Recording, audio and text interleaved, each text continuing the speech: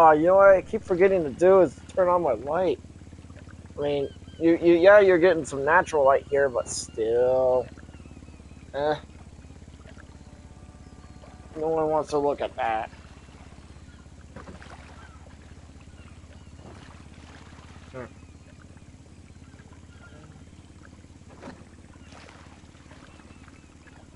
The fogginess of that screen reminds me of the webcam from the early 2000s.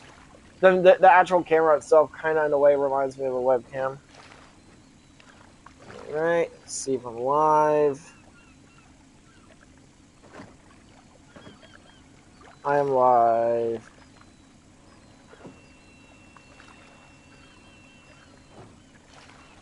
Ah, go here. Alright, let's see. Let's start up a new thought experiment here.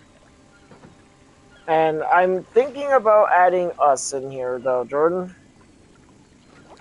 Because Elena... I didn't want to type the FIFA World Cup. No! Damn, why is that always up there? That's so dumb. Alright.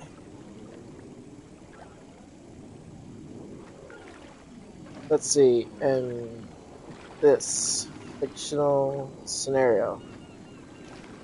Now, I am going to have to do the prompts, too. And, yes. And Jordan. You know, it's funny. I've been using the word Danielle so often in my last thought experiment that whenever I type in RJ and the prompt is immediately pointing out to Danielle, which is kind of funny. But your name is still on there too, by the way, which is awesome. And this, okay, actually, all right. You know what, Jordan? You picked the spot. Do you want to still use your backyard as a staging ground for whatever enemies come our way, or? That's fine. Awesome. Equipped. You know what? I'm going to give you... Well, first, I need to actually give myself a prompt. A 38-year-old man.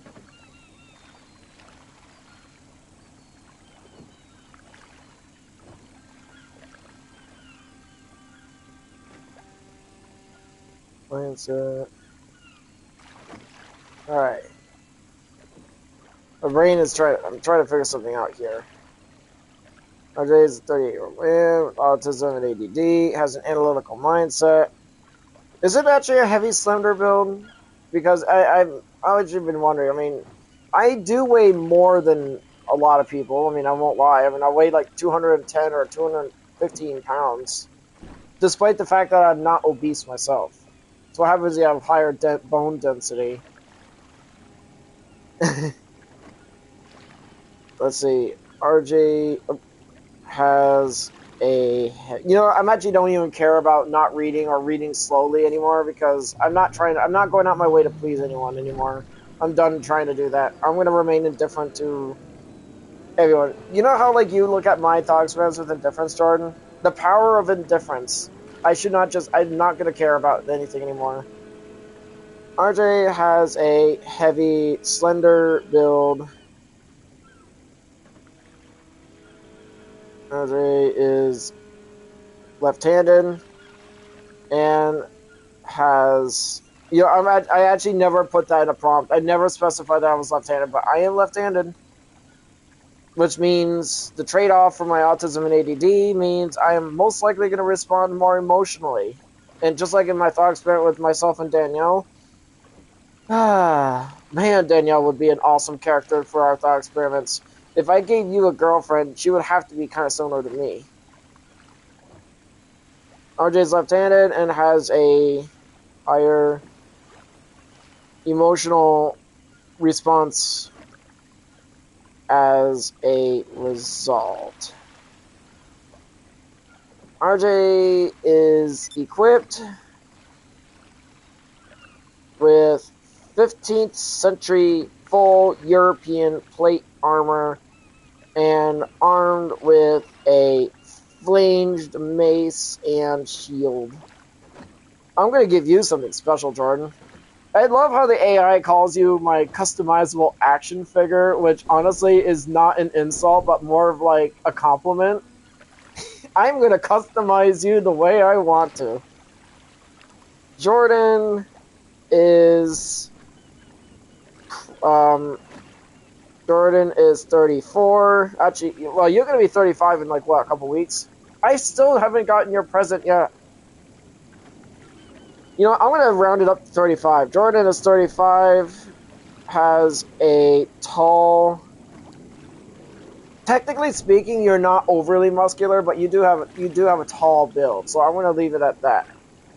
Tall build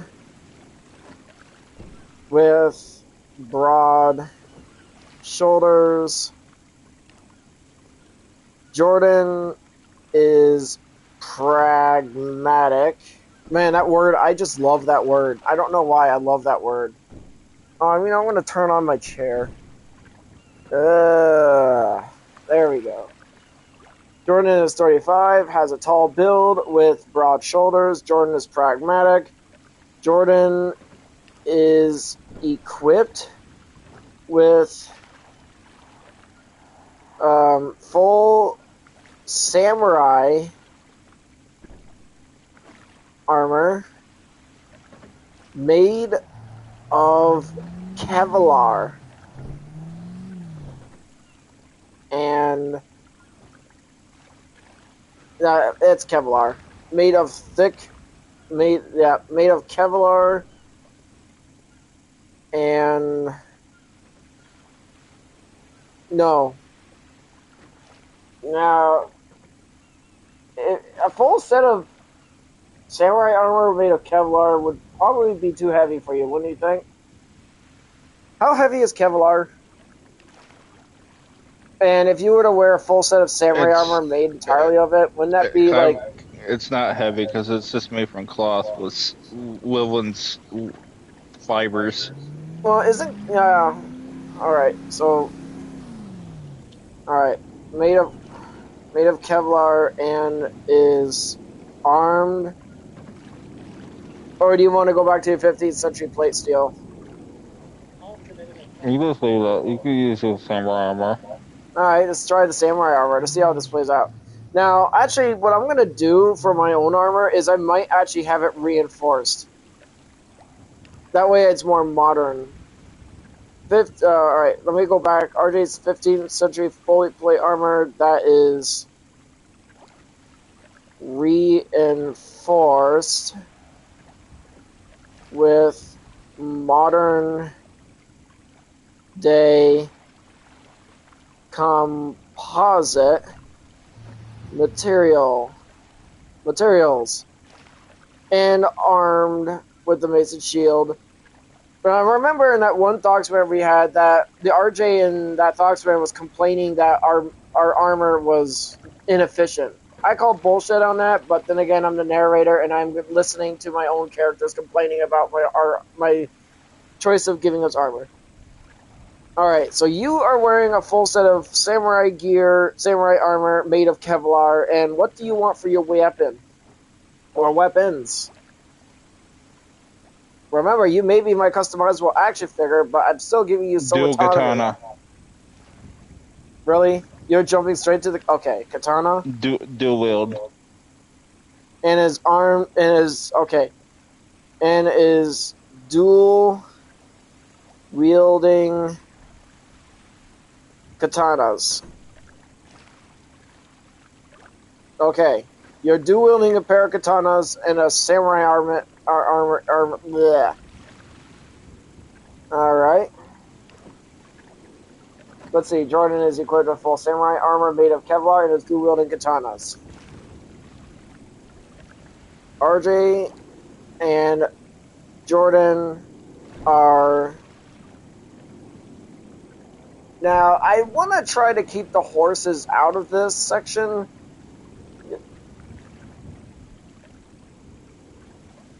But, well, alright, so in modern day, composite would basically mean my armor is going to be a lot lighter, so it would be more forgiving to walk around.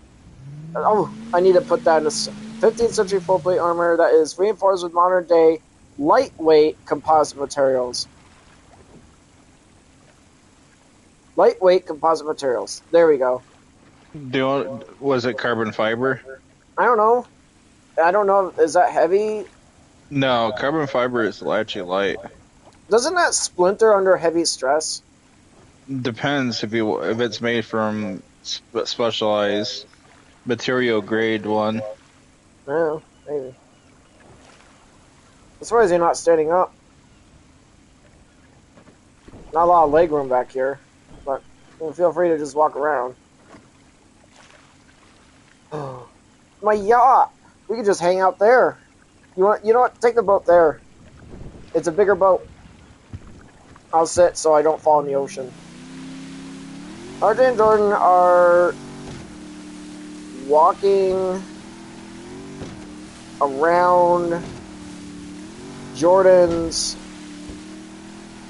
property.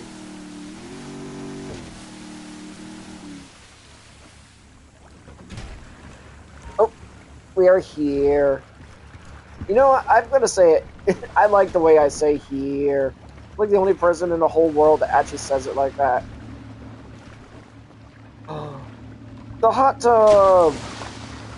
You know what would be funny? If you and I were in this hot tub and the jets suddenly turned off, the first thing that comes to mind is, ew, a bath with friends. Would you ever take a bath with your best friend? Probably not. Alright.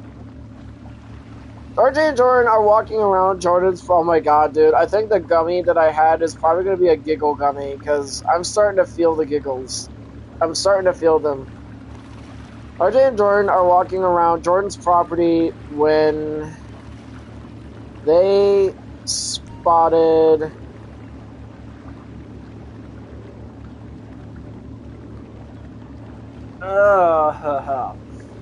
we did lizardmen.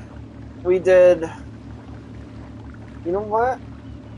How dangerous would a Lamia from Elder Scrolls be?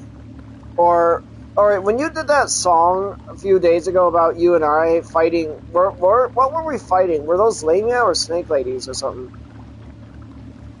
Lamias. Snake women? Lamias?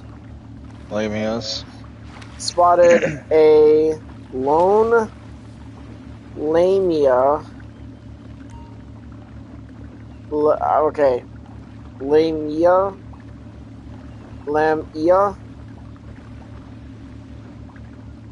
How do you spell Lamia? Let me ask Google. Please do, because I'm spelling it like it's Lamia. I feel like a total idiot right now. Or is it M-E-A? No, that's definitely not how you spell it. There's no E in there. I can still smell the oil from my shield. It's Lamia. Okay. I was right then. I was right the first time. A lone Lamia basking on a rock on a boulder.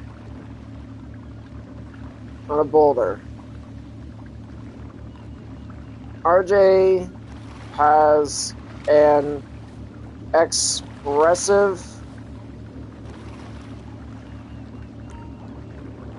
personality.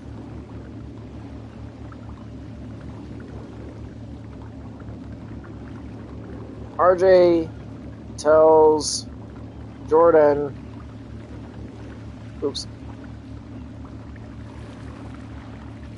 that they're Alright.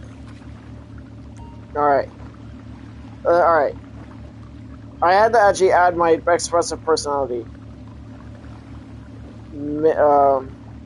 Alright. In this fictional story, let's make it a story. In this fictional story, RJ is a 38-year-old man with autism and ADD, has an analytical mindset. RJ has a slender build, heavy slender build. RJ is left-handed with a higher emotional response. With as a result, RJ's equipped with 15 seconds. Shield, blah blah blah blah blah blah blah blah blah blah blah blah blah blah blah, and search.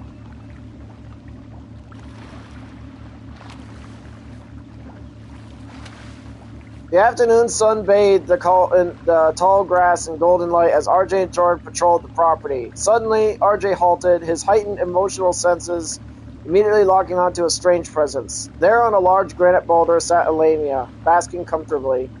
RJ's expressive face lit up with a mix of awe and analytical curiosity. Jordan, look! It's a perfect specimen of Lamias.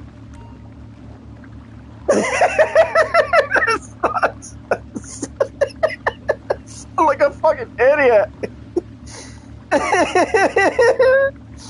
RJ signed rapidly to his left, his expressive hands moving excitedly. The serpentine lower body thermal regulation is fascinating. Careful, RJ, Jordan said. The pragmatic 35-year-old took a measured step forward, shifting his broad shoulders as the sunlight caught the matte black plates of his modern Kevlar samurai armor.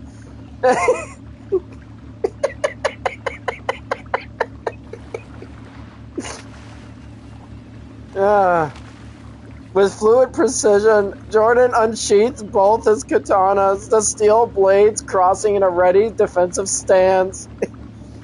RJ didn't hesitate. Though he was burdened with a heavy, slender build, his reinforced 15th century plate armor felt weightless thanks to the aerospace composite weave underneath. Being left-handed, RJ anchored his shield firmly. No, I do not wield my shield with my...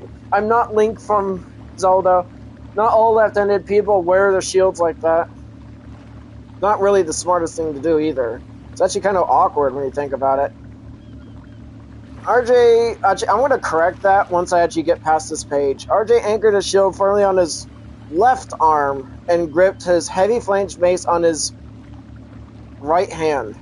The Lamia hissed, its serpentine torso rising as its human-like upper half locked eyes with the intruders. RJ felt his heart rate spike, a surge of adrenaline rushing through him, but his analytical mind compartmentalized the data. She is territorial, but solitary, RJ observed out loud, his eyes darting across the boulder. If we flank her, we can provide enough pressure to make her retreat without engaging. Good logic, Jordan agreed, his deep voice calm. I'll take the high ground on the right to block her path to the trees. You hold the line here, keep that shield high if she strikes. I'm literally making you talk like that on purpose because it's so funny. Honestly, if you talk like that in real life, it would probably be annoying. Your voice has a different way of saying it than I. Moving in seamless tandem, Jordan's calculated agility perfectly complementing RJ's heavily fortified defense. The duo closed the distance, ready for whatever the mythological... Okay. RJ uses his mace and shield traditionally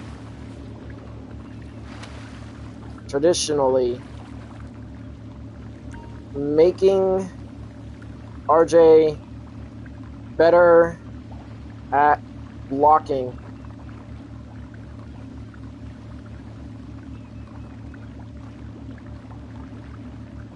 RJ's shield is also reinforced with modern day lightweight composite materials. Modern day, okay. The Lamia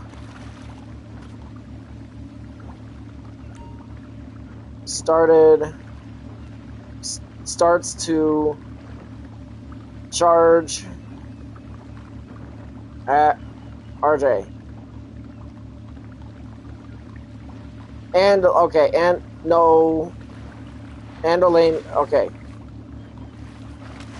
and no, the Lamia starts to charge at RJ. All right, RJ uses his mace's shield traditionally, making RJ better at blocking with his shield. I actually probably should put blocking with his shield. That way the AI understands what I'm saying. Alright. RJ's shield is also reinforced and modern, blah, blah, blah, blah. Okay. Here we go. The Lamia's eyes narrowed into slits as she coiled her powerful serpentine lower body and launched herself directly at RJ, kicking up dirt and crushed gravel.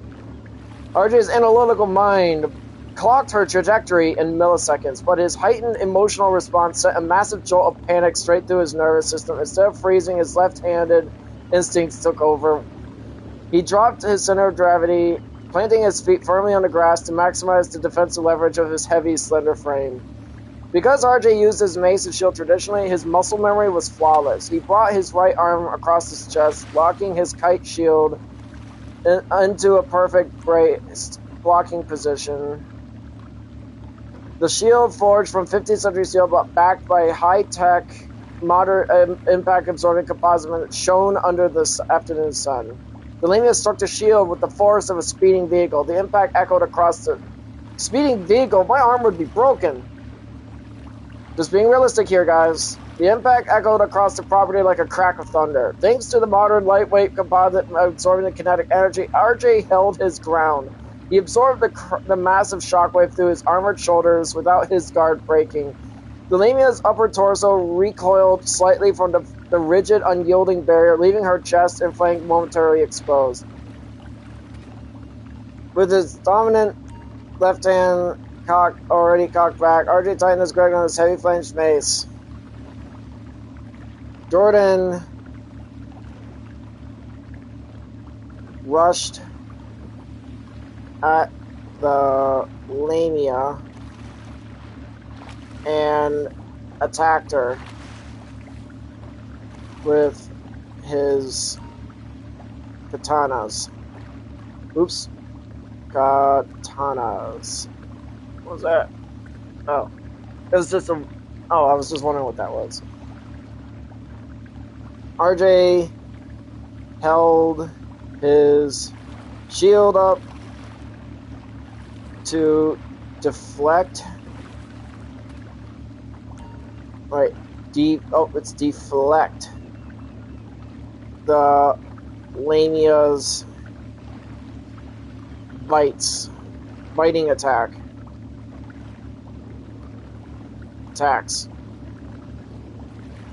Jordan rushed at the Lamia and attacked her with his katanas. RJ held his shield up to deflect the Lamia's biting attacks.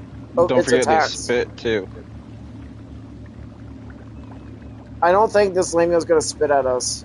Jordan seized the opening with deadly pragmatic efficiency. Darting forward in his lightweight Kevlar samurai armor, he closed the distance instantly. His dual katanas blurred through the air, delivering a rapid succession of precise, sweeping slashes across the Lamia's exposed, scaly flank.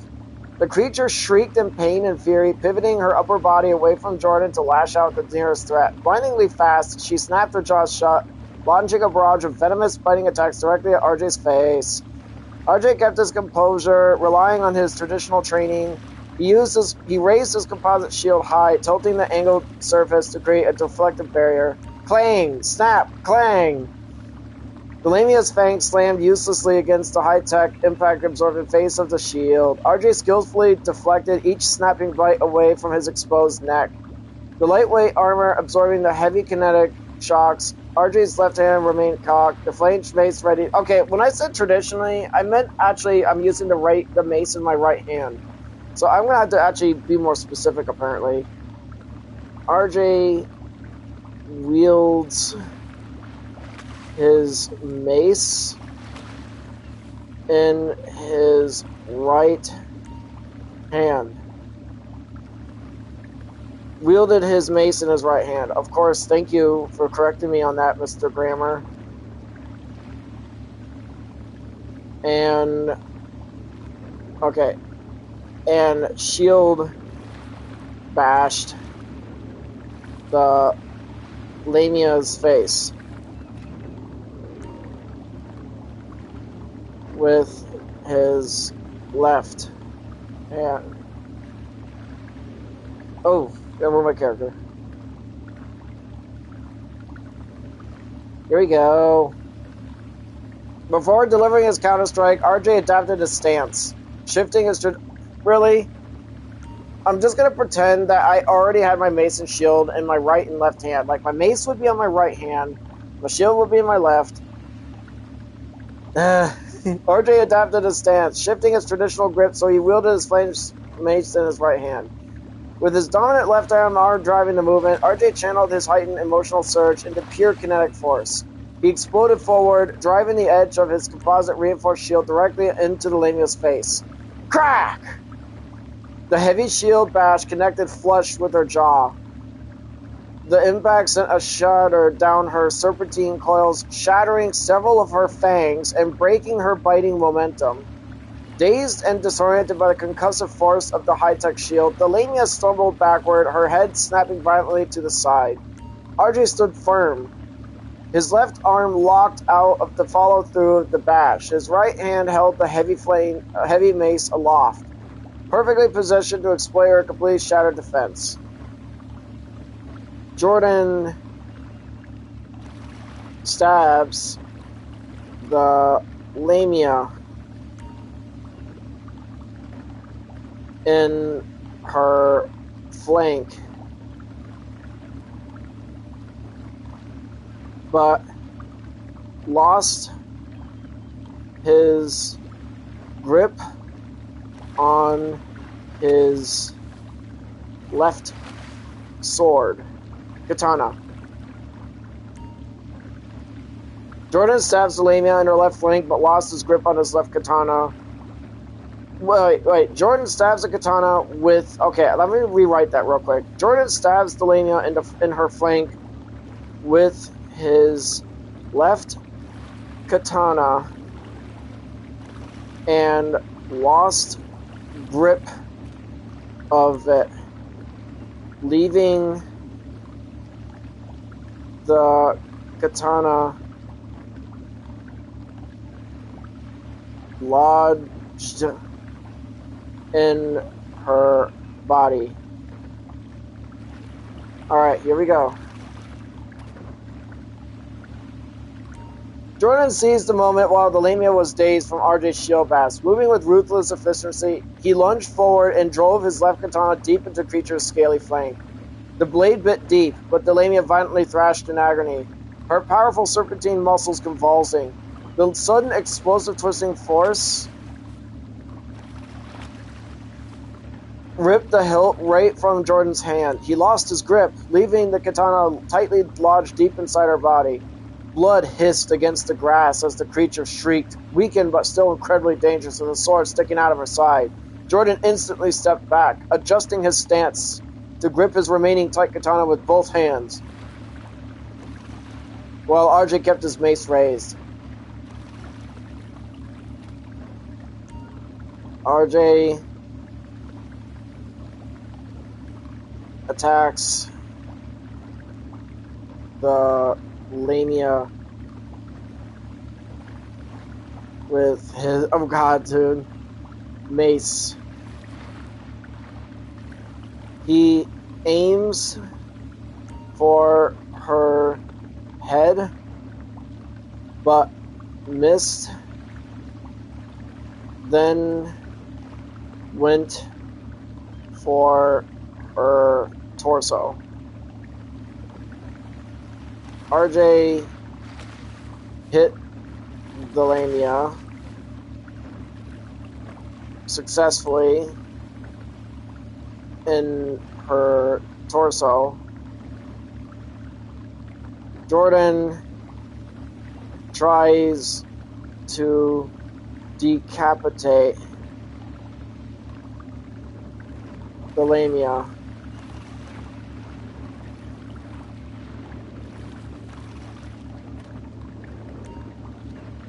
Tried to... My bad on that one. Oh, gotta move my character. You know what's funny? If I look down and I'm reading on my phone and I'm looking this way, my brain is thinking that I'm literally like running through the ocean or something. Alright, here we go. Oh, gotta turn my chair off for a few minutes. RJ channeled his heightened emotional adrenaline into a powerful offensive surge. He swung his flaming mace down hard, aiming a crushing blow directly at the Lamia's head. The thrashing creature hissed and jerked backward at the last second. The mace whistled through empty air, narrowly missing her face. Without breaking momentum, RJ's analytical mind instantly corrected the trajectory. He shifted his weight, pivoting his slender frame to alter the arc of his swing. He redirected the heavy weapon straight toward her exposed torso. Thwack! The flamed mace connected perfectly with her ribs. The heavy impact crushed through her scales, breaking her momentum and leaving her completely winded. Seeing the creature doubled it over in agony, Jordan seized the opening. He lunged forward with his remaining right katana, swinging the blade in a fierce pragmatic arc directly at the Lamia's neck to decapitate her. Jordan did not decapitate the Lamia. No! I said decapitate. He not decapitated. Jordan did not decapitate the Lamia, but did sever her neck arteries. Her neck artery.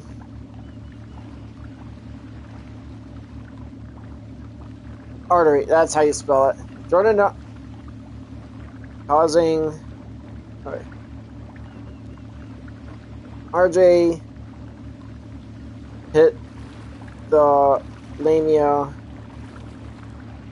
on the head, killing her.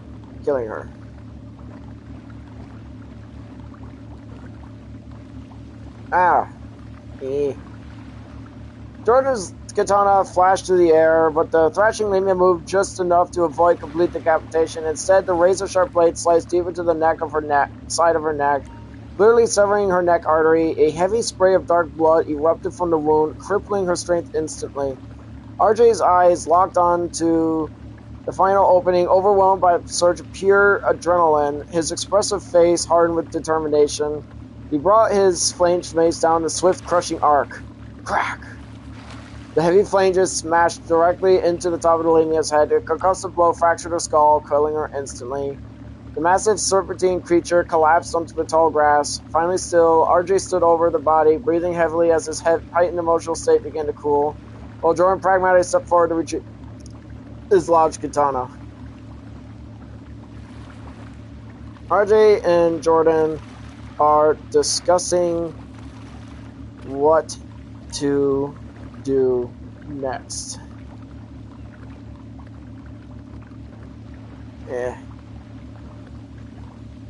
RJ lowered his heavy mace, his breathing ragged as his heightened emotional state began to transition from pure adrenaline to a wave of intense sensory overload. His expressive face fluctuated between a wide-eyed stare and a look of profound exhaustion. He raised his left hand, his fingers twitching slightly as he began to pace around the massive, still serpentine body.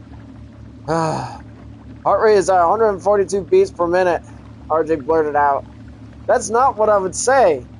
That's... but whatever. His analytical mind automatically crunching the biological data to cope with the stress. The adrenaline spike was necessary for the shield bash momentum, but the sensory input from the blood spray was highly inefficient. We need to clear the area before any scavengers arrived.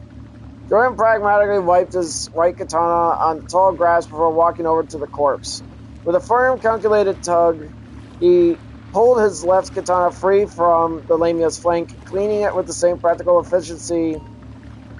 He sheathed both weapons into his Kevlar armor, his broad shoulders raising and falling with a calm, steady breath.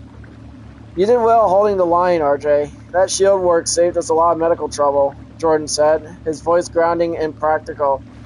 He looked down at the dead creature, then scanned the perimeter of his property. But we have a logistical problem. A carcass this size is going to attract predators. If she was basking here, this may be a part of a larger migration route. RJ stopped pacing, his left hand tapping rhythmically against the rim of his lightweight composite shield. A single Lamidae is rare for this climate zone. Statistical probability dictates an environmental catalyst. Either her nest was destroyed or there was more of them moving through your northern bounty woods.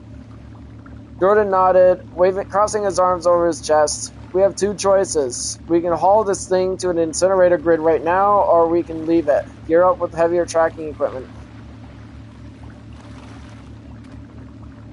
RJ and Jordan live in Lower Michigan. Jordan's property is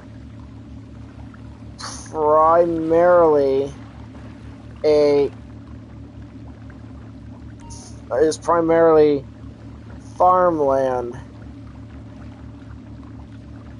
with open fields. Oops. Need to be more specific this time, guys. And Jordan's property is primarily with fields. RJ and Jordan leave the corpse and head back to Jordan's house to watch anime. Damn it.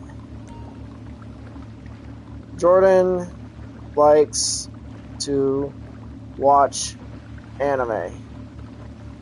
I had to put this in the prompt so the AI actually treats you better.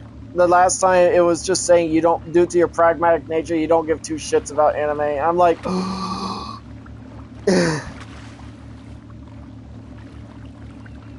Jordan nodded, making a quick executive decision. The perimeter check can wait. Let's leave the carcass for now and head back to the house to regroup. The open fields give us a clear line of sight anyway, so nothing is going to surprise us out here. Arj's face instantly brightened, the analytical tension melting away at the mention of the house. Walking through the wide, flat expanses of Jordan's Lower Michigan farmland, the view of open fields stretching to the horizon was deeply grounding. The predictable grid of the crops helped soothe Arj's lingering, "What the hell?"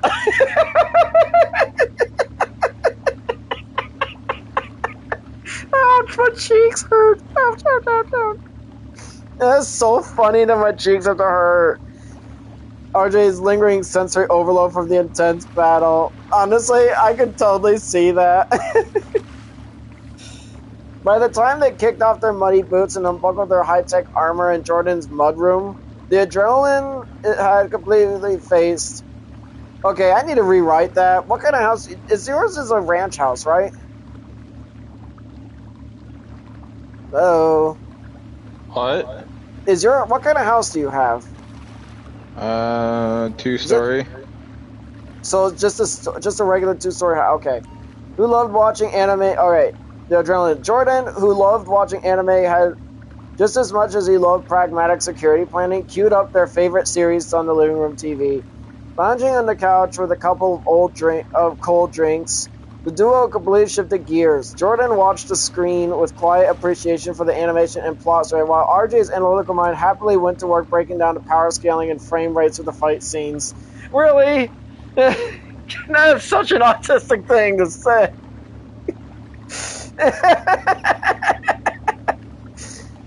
Oh my god. The danger of the Lamia completely forgotten in the evening. Jordan lives in a simple 2-story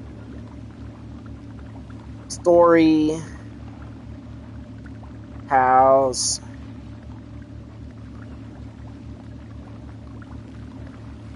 RJ and Jordan are arguing which anime to watch.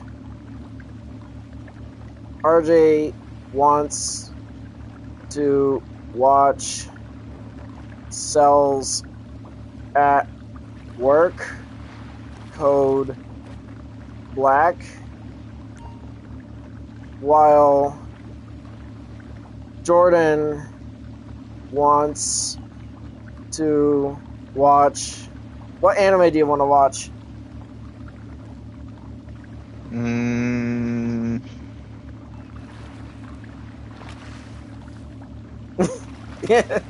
no idea.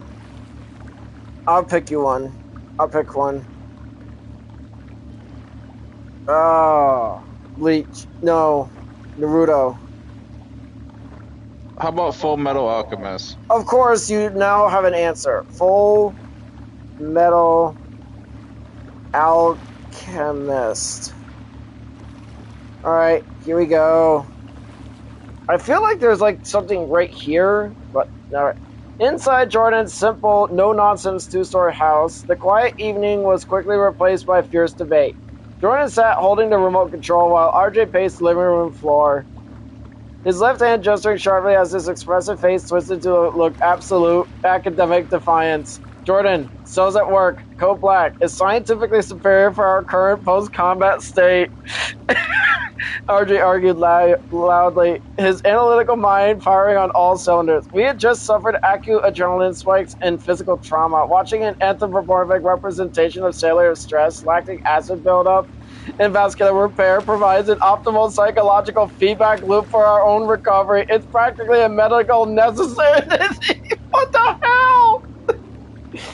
Jordan shook his head, completely unmoved by the data. He leaned back against the couch, his broad shoulders relaxed. RJ, we had just spent the afternoon dealing with blood, severed arteries, and monsters. The last thing I want to watch is a depressing anime about a dying human body failing from stress.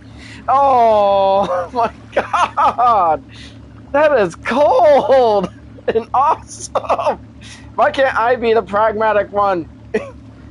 Jordan pointed the remote firmly at the TV screen where the streaming menu was hovering. We are watching Full Metal Alchemist. It's pragmatic. It has a perfectly structured magic system based on the law of equivalent exchange. Excellent tactical combat, and it doesn't involve white blood cells screaming in terror for 20 minutes. Plus, Edward Elric is a short-tempered prodigy. You'd love him.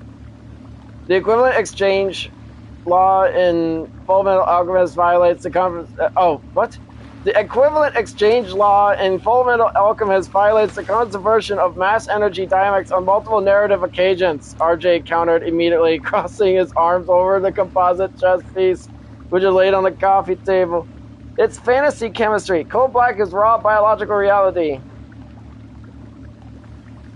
Jordan gives in and watches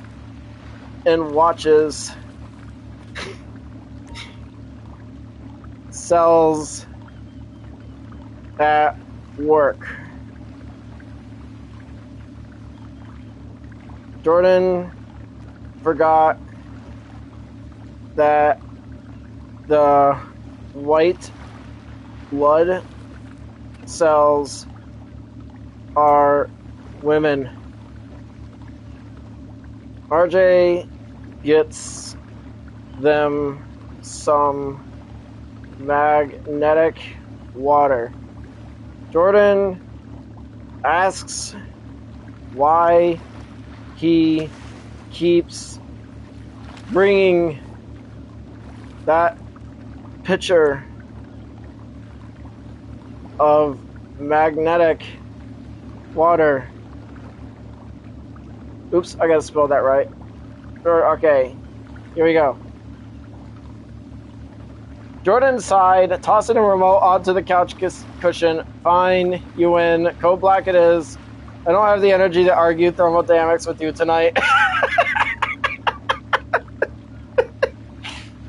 He pressed play, but as the episode opened, Jordan rubbed his temples. He had completely forgotten that in his gritty spin-off, the fiercely aggressive dual-blading white blood cells are depicted as women.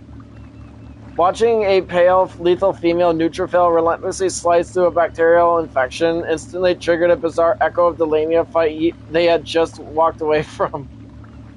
While Jordan stared at the screen, RJ walked out to the kitchen of the two-story house. He returned a moment later carrying a heavy plastic pitcher and two glasses, pouring a serving for both of them. Jordan took a sip, then looked at the strange metallic-looking device attached to the side of the container. RJ, I've been meaning to ask, why do you keep bringing that specific pitcher of magnetic water over here? RJ's expressive face lit up, delighted by the prompt. Oh my god! He gestured enthusiastically with his left hand before pointing directly at Jordan's glass. The structural integrity of standard tap water is highly disorganized, Jordan, RJ explained, his analytical voice rising with excitement. Oh my god, dude, I can't. By passing the fluid through a localized static magnetic field, we alter the hydrogen bond angles and introduce a temporary cluster size reduction. This increases the water's solubility and bioavailability. Given our recent physical exertion against the Lamia Day, our cellular membranes require rapid, high-efficiency hydration to flush out the lactic acid buildup. It optimizes renal filtration. Jordan blinked, looking from the animated white blood cell on the TV screen back to his glass of scientifically optimized water. RJ, it tastes exactly like regular well water. That is because your gustatory receptors cannot perceive molecular cluster alignment. RJ countered immediately, talking a triumphant gulp from his own glass.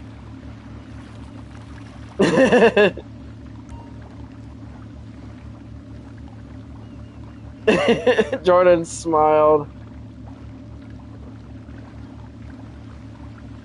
As Jordan and RJ were watching the show.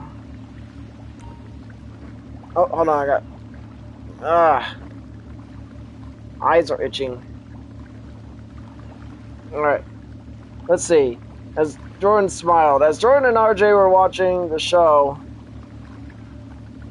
RJ looked out the window and noticed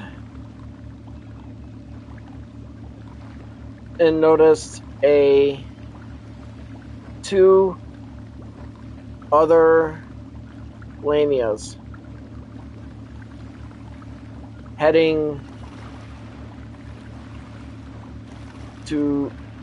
directly towards them.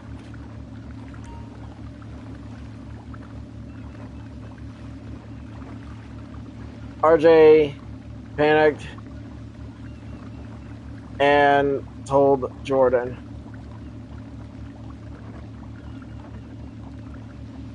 Because you know me, I would probably panic if I saw two fucking Lamias heading down your window. Jordan smiled, shaking his head at RJ's intense devotion to molecular hydration. He turned his attention back to the television screen, letting the chaotic visuals of anime wash away the remaining tension. I'm going to turn my chair on. Back to the television screen, letting the chaotic visual of the anime wash away the remaining tension of the afternoon. But the peace didn't last long. RJ's eyes naturally tracked movement, even in his peripheral vision, as his gaze drifted toward the dark living room window out looking out the open Michigan fields. His expressive face went completely pale. His heart rate, which had just settled, spiked violently. Through the glass, illuminated by the distant security lights of the farmland, two long, heavy silhouettes were slithering rapidly through the grass. They were moving in perfect tandem, their serpentine bodies coiling and uncoiling with terrifying speed as they headed directly toward the two-story house. Jordan, pause it! Shut it off! RJ panicked, his voice pitching higher as his left hand slammed onto the coffee table, narrowly missing the pitcher of magnetic water. He pointed a trembling finger at the window, his heightened emotional response sending him the full-blown state of alarm. Statistical anomalies! The catalyst wasn't solitary, it was a pack dynamic. There are two more Limidae on the property, and our trajectory is locked onto our exact coordinates. They track the blood trail, Jordan. They're headed straight for us. Jordan's pragmatic composure returned to an instant. He muted the TV and stood up and looked out the window, his broad shoulders tensing as he confirmed the threat. They were out of time, but their armor was still unbuckled in the mudroom. Alright, you know what? There is no mudroom. There is no mudroom. I'm the narrator, damn it. I'm making this work. RJ and Jordan's, damn it, armor is Next to them. Damn it. To them. RJ's armor. Damn it. Ah. Armor. Ah, damn it. Is custom made. And he can put it on himself. Alright, there is no mudroom, and RJ and Jordan's armor is next to them. RJ's armor is custom made, and he can put it on himself. Here we go. Alright. Jordan wastes a single second arguing. My mistake. Get ready, he said, his pragmatic instincts instantly taking over as he lunged off to the couch to get his Kevlar samurai gear resting right beside him on the living room floor. Because RJ's reinforced 15th century plate armor was custom made specifically to accommodate his unique slender build and physical needs, he didn't need a squire to help him lock the pieces into place. Even with his heightened emotional panic sending adrenaline through his hands, his analytical brain knew the exact sequence of the quick-release modern composite buckles. Within moments, the satisfying click snap of the really, I feel so personally called out right now. The satisfying click snap of high-tech fasteners echoing through the simple living room. RJ buckled his chest plate, secured his arm guards, and scooped up his composite reinforced shield and flanged mace. Instantly transitioned from a stressed viewer to a fully armored vanguard. Beside him, Jordan adjusted his Kevlar plates, his broad shoulders squared as he drew his dual katanas once more. Just outside the window, the soft rustling of the Michigan grass stopped. Two pairs of glowing reptilian eyes locked direct into the light spilling from the two-story house. The Lamias have arrived. They are looking for revenge. One of the Lamias tore down the door. The front door. RJ went in front of Jordan and and attacked the Lamia. The second Lamia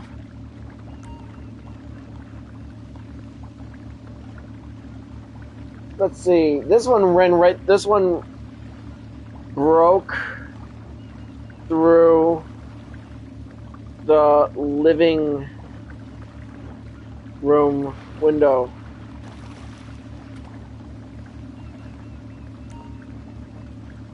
Jordan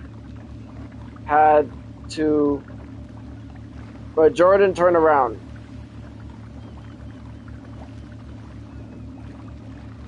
And rushed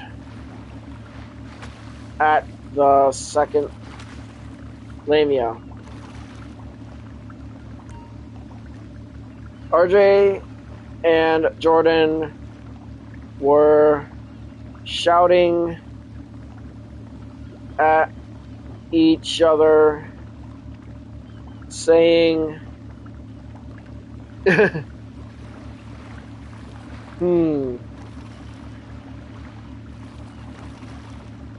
this can't be real. Alright, here we go, guys. Crash! The heavy wooden front door exploded inward, splintering into pieces under the raw muscular force of the first Lamia. RJ's mind calculated the breach a fraction of a second before it snapped, but the sheer noise triggered a massive surge of emotional panic. Jordan, structural integrity compromised! This can't be real! RJ screamed, his voice cracking with adrenaline. Despite the terror, his left-handed defensive instincts overrode his fear. RJ charged directly in front of Jordan, stepping into the breach act as a human wall. He threw up his composite reinforced shield to choke point. the doorway, using his traditional stance to brace against the incoming beast as the Lamia lunged through the ruined frame. RJ swung his flanged mace in a ferocious counter-arc. Shatter! And simultaneously, the living room window behind him imploded in a shower of glass as the second Lamia burst through the wall. This cannot be real. They're hunting in packs, Jordan shouted back, his usual pragmatic calm momentarily breaking under the sheer absurdity of the dual-front mythological siege in Lower Michigan. Spinning on his heel, Jordan shifted his broad shoulders and rushed the second creature.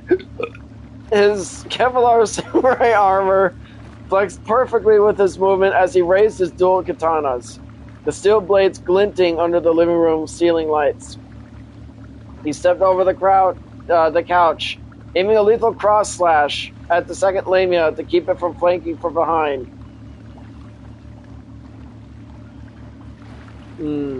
Jordan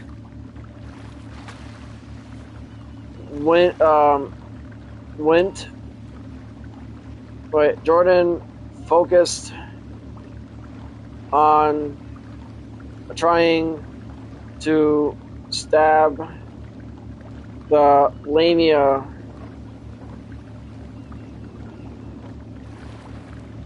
but the Lamia knocked him to the floor. RJ bashed the Lamia at the front door. No! Lamia at the front door in the face, temporarily dazing her. Not dating her, god damn it. Alright, the Lamia knocked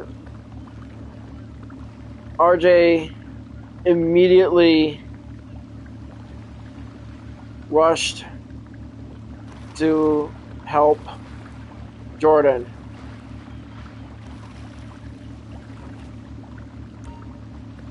Jordan focused all his energy on a pragmatic thrust, driving his dual katanas forward to stab the second Lamia in her scaly torso, but the creature was too fast in a tight space. With a powerful sweep of her muscular serpentine tail, she caught Jordan off guard and violently knocked him to the floor, sending one of his katanas skittering across the hardwood. At the front door, RJ did not hesitate. His left-handed instincts fired as he launched his body toward, driving the edge of his composite reinforced shield directly into the first Lamia's face. Crack! The heavy shield connected flush against her jaw, shattering more fangs and leaving her completely dazed and reeling back into the doorway. Knowing he only had seconds before she recovered, RJ did not pause to celebrate. His heightened emotional empathy for his friend overrode his panic. "Jordan!" RJ shouted, pivoting his slender frame. He immediately rushed across the glass-strewn living room, his reinforced 15th century plate armor clanking loudly as he raised his flanged mace to protect his downed partner from the second Lamia. RJ hit the Lamia that was... RJ hit the Lamia that was on Jordan. On top of Jordan.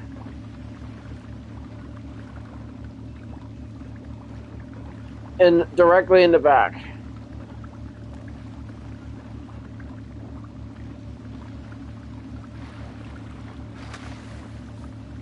The Lamia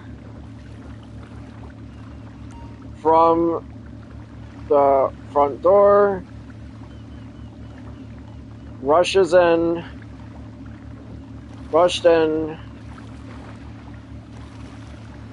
and slammed RJ against the living room wall. Alright, RJ hit the limit. Okay. Here we go, guys. RJ sprinted across the room and brought his flange mace down with everything he had, striking the second Lamia directly in the back. The heavy impact crushed her scales and forced her off Jordan with a painful shriek. But before RJ could press the advantage, the first Lamia snapped out of her daze at the front door. Seeing her packmate injured, she lunged forward with terrifying speed, coiling her massive upper body and slamming directly into RJ. The raw muscular force launched his slender frame through the air, crashing him violently against the living room wall. Bang! The drywall cracked behind him under the immense impact. Thanks to the modern lightweight composite materials reinforcing his 15th century plate armor, the suit absorbed the brunt of the kinetic shock, keeping his ribs from shattering. However, the sheer force of the slam pinned him flat against the wall, leaving him breathless and temporarily trapped under the creature's immense weight. Okay. Jordan got up and stabbed the Lamia that was holding RJ. Oh. That was pinning RJ against the wall. Pinning RJ against the wall. Alright, here we go. Jordan scrambled to his feet, his broad shoulders tensing as he retrieved his dropped blade. Moving with absolute urgency, he rushed the Lamia that had RJ pinned against the cracked drywall. With a two-handed grip on his katana, Jordan drove the steel blade deep into the creature's exposed flank. The Lamia shrieked in agony, her massive serpentine corridor convulsing from the sudden deep puncture. The agonizing pain forced her to loosen her crushing grip on RJ. Her coils whipped wildly around the living room and smashing into the surrounding furniture. RJ felt the immense pressure lift from his chest plate. His mind quickly assessed that his composite reinforced armor had held, leaving him bruised but unbroken. Dropping into a defensive crouch, his left hand tightened its grip on his flange mace, right to capitalize on the distance.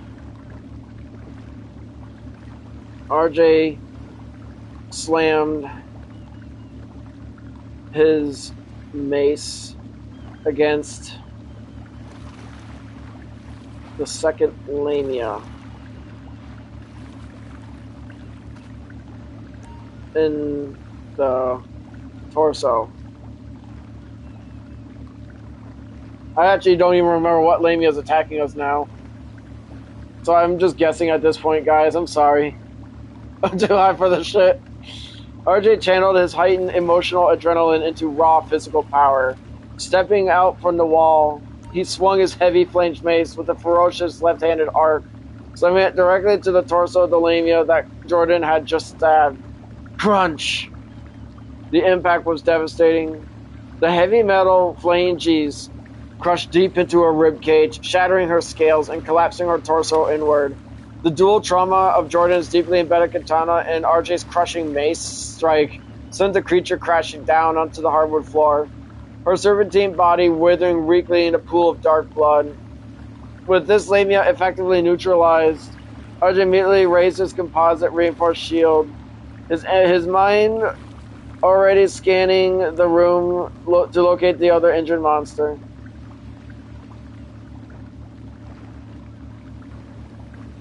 RJ went for the remaining Lamia. Oops, not Limbo. Damn it. Lamia.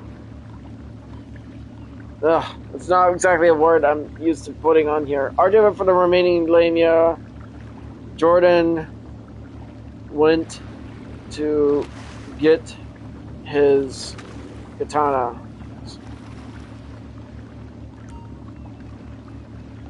And immediately followed RJ.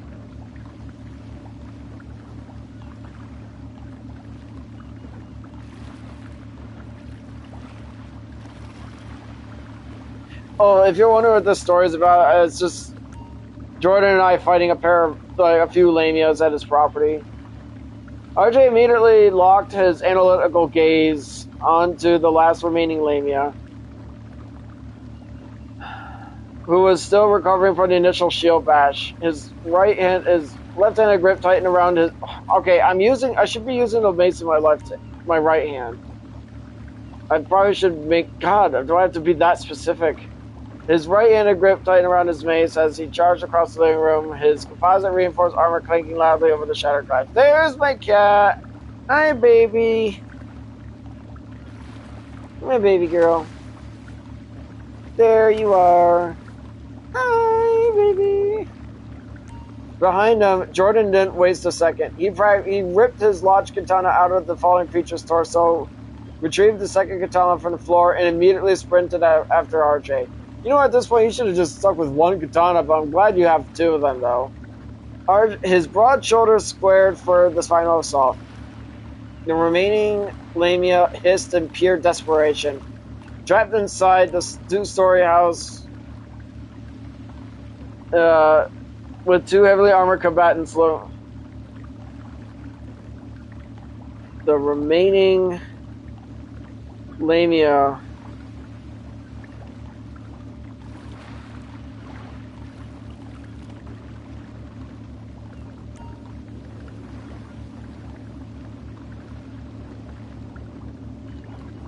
Okay, let's see. I gotta look here. Let's see. The remaining Lamia spoke to RJ and Jordan. The Lamia said,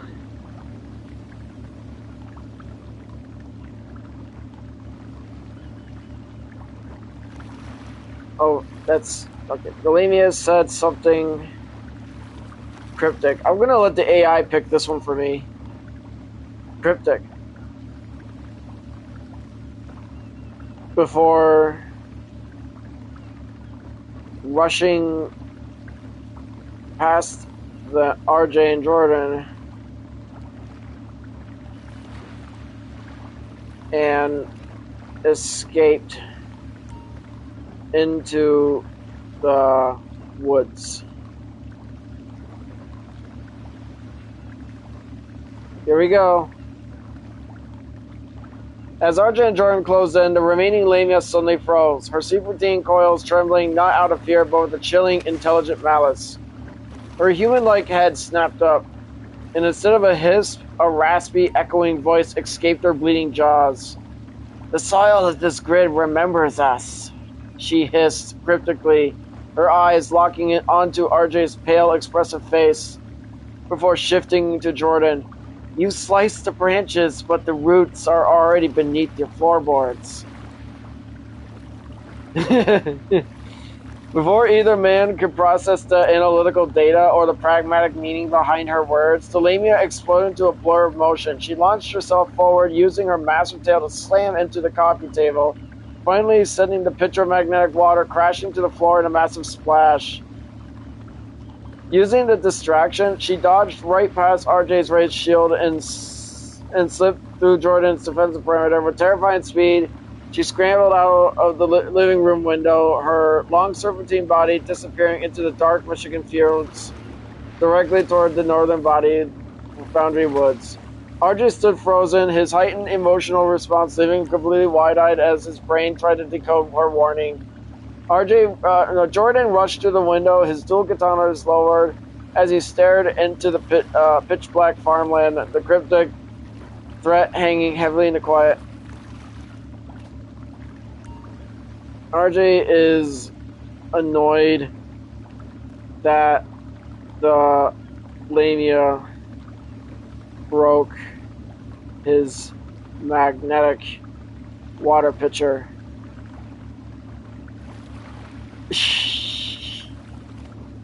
Jordan complains complain to RJ that his uncle's going to kill him. Is going to kill him. RJ is annoyed that the Lamia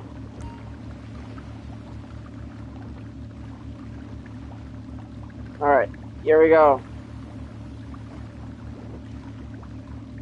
RJ stared down at the puddle spreading across the hardwood floor, his expressive face twisting into a mask of pure analytical outrage. She targeted the pitcher, RJ shouted, gesturing wildly with his left hand toward the shattered plastic and spilled fluids. The kinetic trajectory was completely intentional. That localized static magnetic field matrix took me 3 weeks to calibrate perfectly, and now the molecular cluster alignment is out of hydrogen source. Completely compromised. It's highly unprofessional for an invasive cryptid. Jordan, completely ignoring the lecture on molecular hydration, let out a long, stressed groan. He looked around his living room and the splintered front door, the shattered window, the cracked drywall, and the dead Lamia bleeding out near the couch. He sheathed his dual katanas with a heavy sigh, his broad shoulders slumping as he rubbed his face. RJ, forget the water, Jordan complained loudly, his pragmatic mind shifting entirely to his logistical nightmare of the property damage. My uncle owns this land, and he is going to absolutely kills me when he sees this house. Do you have any idea how hard it is to explain to a Michigan farmer that a mythological snake woman from ancient Greece threw you through his drywall and broke his front door? He's going to care way more about the deductible than your magnetic water. RJ stopped pacing, his analytical mind quickly calculating the cost of construction materials and the threat of an escaped Lamia still out in the northern woods. RJ tells Jordan to relax. Oops, it's tells. RJ tells Jordan to relax. RJ explains that this is a thought experiment.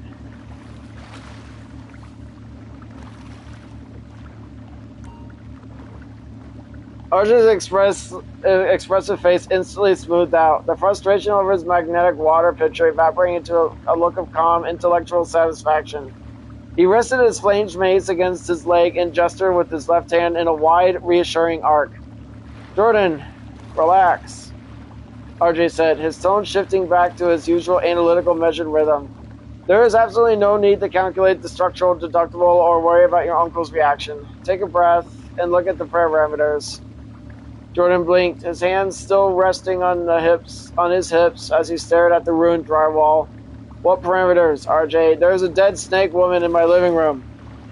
No, there isn't, RJ explained logistically, a faint smile touching his face. This entire scenario is just a highly detailed thought experiment.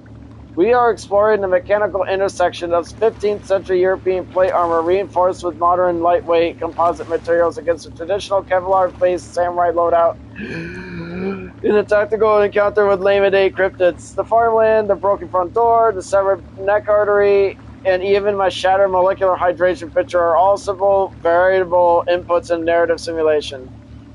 Jordan stared at him for a long, silent moment. The pragmatic 35-year-old let a slow breath, his broad shoulders finally relaxing as the sheer absurdity of the situation collapsed back into reality. A thought experiment, Jordan repeated, a small grin finally breaking through his stress. So my house is fine, and I don't have to clean up after a mythical carcass from the hardwood floor? Precisely, RJ nodded enthusiastically. The structural integrity of your two-story house is completely uncompromised. Now that the combat phase of the simulation is concluded, we can safely set the parameters. Jordan asks RJ, but Jordan says to RJ,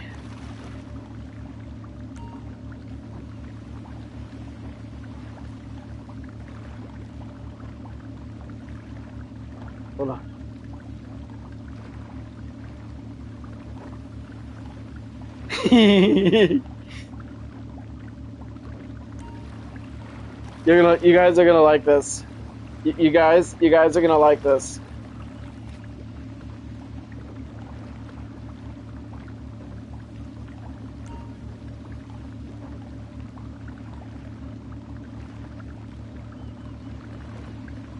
Alright, here we go. Jordan shook his head, a genuine lie finally breaking through his lingering mock stress. He leaned back against the couch, looking at his uncompromised, perfectly intact living room.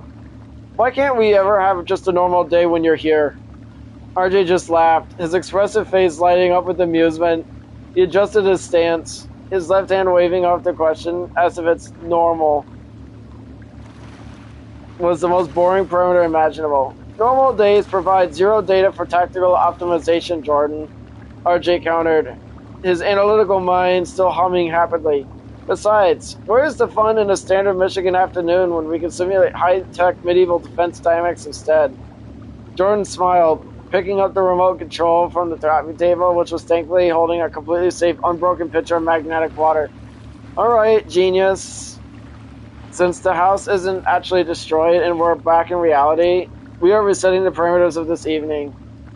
He pointed the remote at the TV screen. No more cells at work and no more giant snake monsters. We are watching Full Metal Alchemist, and you are going to sit there and enjoy the fictional chemistry. RJ chuckled, finally sitting down on the couch beside his best friend, ready to analyze the show's animation frame by frame. And guys, that concludes the thought experiment. I hope you guys enjoyed this live stream, and thank you guys for watching. Have a good night, everybody. Bye-bye.